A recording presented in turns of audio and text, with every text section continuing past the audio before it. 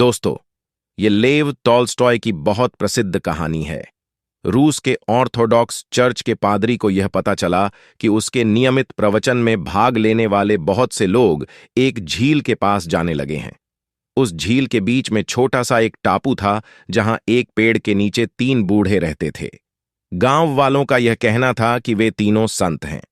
पादरी को यह बात बहुत नागवार गुजरी, क्योंकि ईसाई धर्म में संत केवल उन्हें ही माना जाता है जिन्हें वेटिकन द्वारा विधिवत संत घोषित किया गया हो। पादरी क्रोधित हो गया। वे तीनों संत कैसे हो सकते हैं? मैंने सालों से किसी को भी संतत्व की पदवी के लिए अनुशंसित नहीं किया है। वे कौन हैं और कहां से आए हैं?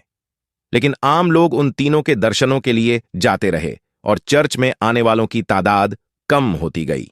और फिर पादरी ने यह तय किया कि वह उन तीनों को देखने के लिए जाएगा। वह नाव में बैठकर टापू की ओर गया। वे तीनों वहां मिल गए। वे बेहद साधारण, अनपढ़ और निष्कपट देहातियों जैसे थे। दूसरी ओर पादरी बहुत शक्तिशाली व्यक्ति था। रूस के जार के बाद उस क्षेत्र का सबसे महत्वपूर्ण आदमी था वह। उन तीनों को देखकर वह खींच उठा। तुम्हें संत किसने बनाया? उसने पूछा। वे तीनों एक दूसरे का मुंह ताकने लगे। उनमें से एक ने कहा, किसी ने नहीं। हम लोग खुद को संत नहीं मानते। हम तो केवल साधारण मनुष्य हैं। तो फिर तुम लोगों को देखने के लिए इतने सारे लोग क्यों आ रहे हैं? वे बोले। ये तो आप उन्हीं से पूछिए। क्या तुम लोगों को चर्च की आधिकारिक प्रार्थना आती है? पादरी ने पूछा। नहीं, हम तो अनपढ़ हैं और वह प्रार्थना बहुत लंबी है। हम उसे याद नहीं कर सके। तो फिर तुम लोग कौन सी प्रार्थना पढ़ते हो? उन तीनों ने एक दूसरे की ओर देखा। तुम बता दो, एक ने कहा। तुम ही बता दो ना, वे आपस में कहते रहे। पादरी यह सब देख सुनकर अपना आपा खो बैठा। इन लोगों को प्रार्थना करना भी नहीं आता। कैसे संत हैं ये? उसने मन में सोचा। वह बोला, तुम लोगों में से कोई भी बता सकता है, जल्दी बताओ। वे बोले, दरअसल हम आपके सामने बहुत ही साधारण व्यक्ति हैं। हम लोगों ने खुद ही एक प्रार्थना बनाई है, पर हमें यह पता नहीं था कि इस प्रार्थना को चर्च की मंजूरी मिलना जरूरी है। हमारी प्रार्थना बहुत साधारण है।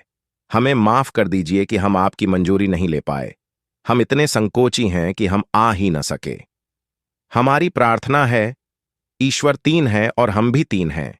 इसलिए हम प्रार्थना करते हैं, तुम 3 हो और हम 3 हैं। हम पर दया करो, यही हमारी प्रार्थना है। पादरी बहुत क्रोधित हो गया। ये प्रार्थना नहीं है। मैंने ऐसी प्रार्थना कभी नहीं सुनी। वह जोरों से हंसने लगा। वे बोले, आप हमें सच्ची प्रार्थना करना सिखा दें। हम तो अब तक यही समझते थे कि हमारी प्रार्थना में कोई कमी नहीं है। ईश्वर 3 है और हम 3 हैं, और भला क्या चाहिए? बस ईश्वर की कृपा ही तो चाहिए। उनके अनुरोध पर पादरी ने उन्हें चर्च की आधिकारिक प्रार्थना बताई और उसे पढ़ने का तरीका भी बताया। प्रार्थना काफी लंबी थी और उसके खत्म होते होते उनमें से एक ने कहा, हम शुरू का भाग भूल गए हैं। फिर पादरी ने उन्हें दोबारा बताया। फिर वे आखिरी का भाग भूल गए।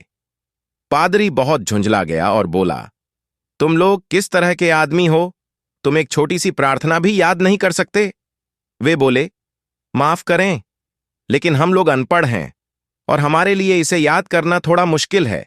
इसमें बहुत बड़े बड़े शब्द हैं। कृपया थोड़ा धीरज रखें। यदि आप इसे 2-3 बार सुना देंगे तो शायद हम इसे याद कर लेंगे। पादरी ने उन्हें 3 बार प्रार्थना सुना दी। वे बोले, ठीक है, अब से हम यही प्रार्थना करेंगे। हालांकि हो सकता है कि हम इसका कुछ हिस्सा कहना भूल जाएं, पर हम पूरी कोशिश करेंगे। पादरी संतुष्ट था कि अब वह लोगों को जाकर बताएगा कि उसका पाला कैसे बेवकूफों से पड़ा था। उसने मन में सोचा, अब लोगों को जाकर बताऊंगा कि वे जिन्हें संत कहते हैं, उन्हें तो धर्म का क ख ग भी नहीं पता, और वे ऐसे जाहिलों के दर्शन करने जाते हैं। यही सोचते हुए वह नाव में जाकर बैठ गया। नाव चलने लगी और वह अभी झील में आधे रास्ते पर ही था कि उसे पीछे से उन तीनों की पुकार सुनाई दी। उसने मुड़कर देखा कि वे तीनों पानी पर भागते हुए नाव की तरफ आ रहे थे।